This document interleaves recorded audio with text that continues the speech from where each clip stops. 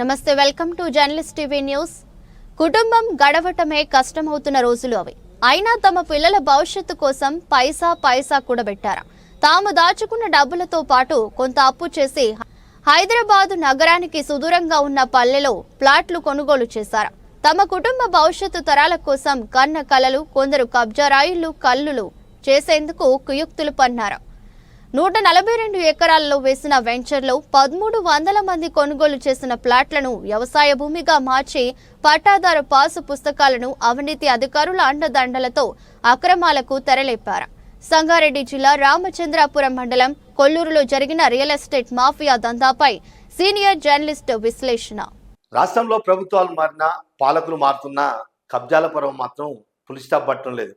దశాబ్దాల నుంచి కూడా ఈ కబ్జాల పర్వానికి కొంతమంది పెద్దలు గద్దల వాళ్ళతోటి వందల కోట్ల రూపాయలు విలువైన భూములు కబ్జా కోరల్లో చిక్కుకుంటున్నాయి.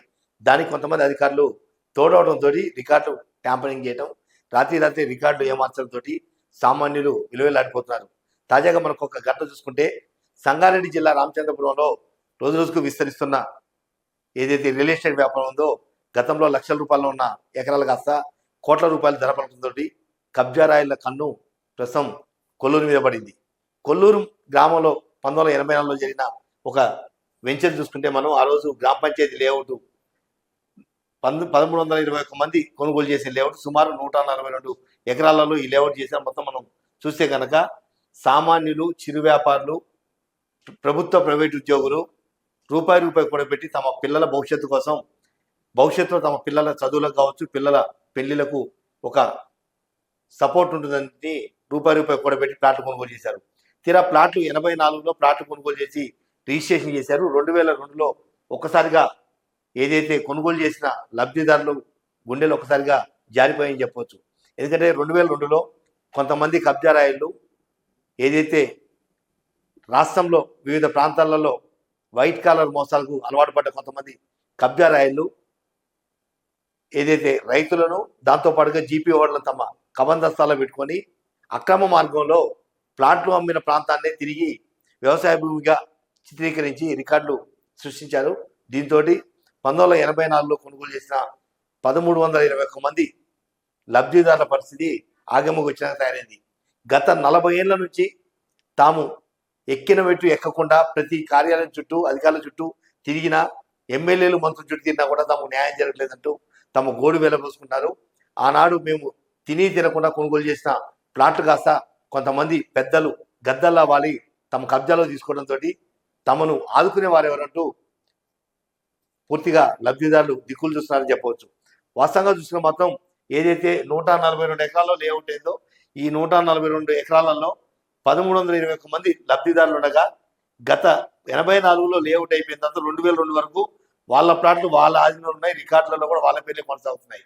కానీ 2002లో ఒకసారిగా కొంతమంది ఎవరైతే నాదెండ్ల ఎస్టేట్స్ సంబంధించిన వ్యక్తులు ఒక్కసారిగా ఆ భూమి మీద కన్నుపట్టడం, దాంతోపాటు గతంలో అమ్మిన రైతులు ఎవరైతున్నారో వాళ్ళు అటు జీపీ హోల్డర్లు వీళ్ళంతా కుమ్మక్కయ్యి ఎక్కడికక్కడ కూడా ఆ భూముల్ని రియల్ ఎస్టేట్ వ్యాపారం మలుచుకున్నారు. వాస్తవంగా ఒక్కసారి కనుక ఏదైనా స్థలం ప్లాట్లుగా విభజించిన తర్వాత తిరిగి అది రికార్డులలో మాత్రం ప్లాట్గానే కొనసాగాలి. కానీ ఇప్పటికీ రిజిస్ట్రేషన్ శాఖలో మాత్రం లబ్ధిదారుల పేర్లు కొనసాగుతున్నాయి. కానీ వాస్తవంగా దాన్ని వ్యవసాయ భూమిగా చిత్రీకరించి పాస్బుక్లు తీసుకోవడం, తిరిగి ఆ పాస్బుక్ల్ని ప్లాట్లుగా విభజించి తిరిగి విక్రయాలు జరపడంతో ప్రస్తుతానికి మొదట్లో కొనుగోలు చేసిన 1321 మంది లబ్ధిదారుల పరిస్థితి ఆగమోగోచరంగా తయారైంది. దీంతో కొంతమంది కబ్జా రాయిళ్లు ఎక్కడికక్కడికి కోట్ల రూపాయలకు పడరెత్తేందుకు, అక్రమ మార్గాలను సంపాదించేందుకు సామాన్యులు బలి చేస్తూ అధికారులు తమ గుప్పిట్లో పెట్టుకొని పూర్తిగా రియల్ ఎస్టేట్ వ్యాపారం తెరలేపారు. నాదెండ్ల ఎస్టేట్స్ ఏదైతే 2002లో ఎంట్రీ అయిందో ఆ రోజు నుంచి తమ కష్టాలు మొదలయ్యాయి. గత 23 సంవత్సరాల నుంచి మేము ప్రభుత్వ కార్యాలయాల చుట్టూ తిరుగుతున్నా కూడా, రిజిస్ట్రేషన్ ఆఫీస్ చుట్టూ తిరుగుతున్నా, ఎమ్మెల్యేలు మంత్రుల చుట్టూ తిరుగుతున్నా కూడా తమకు న్యాయం జరగట్లేదు. మేము కష్టపడి కొనుక్కున్న మా ప్లాట్లు మాకు ఎందుకు దక్కమంటూ తమ ఆవేదన వ్యక్తం చేస్తారు. ప్రస్తుతం లబ్ధిదారులు చూస్తే కనుక ఒక్కొక్కరు 70-80 సంవత్సరాల వయసు వచ్చి ఇప్పుడు తిరిగి తమ అవసాన దశలో ఉన్న సమయంలో తమ పిల్లలకు ఆస్తులు పంచేందుకు ప్రయత్నం చేస్తుంటే ఇప్పుడు ఆ ప్లాట్లు కాస్త వేరే వాళ్ళ కబ్జాలో ఉండటం, దాంతోపాటుగా ఆ స్థలాన్నంతా కూడా ఏదైతే నాదెండ్ల ఎస్టేట్ కావచ్చు, వివిధ రియల్ ఎస్టేట్ దందాలు చేసే వాళ్ళు మొత్తం దాన్ని కబ్జా చేసుకొని ఎక్కడికక్కడికి బౌన్సర్లతోటి తాము అక్కడికి వెళ్లేందుకు కూడా అవకాశం కల్పించని చెప్పు తమ ఆవేదన వ్యక్తం చేస్తున్నారు.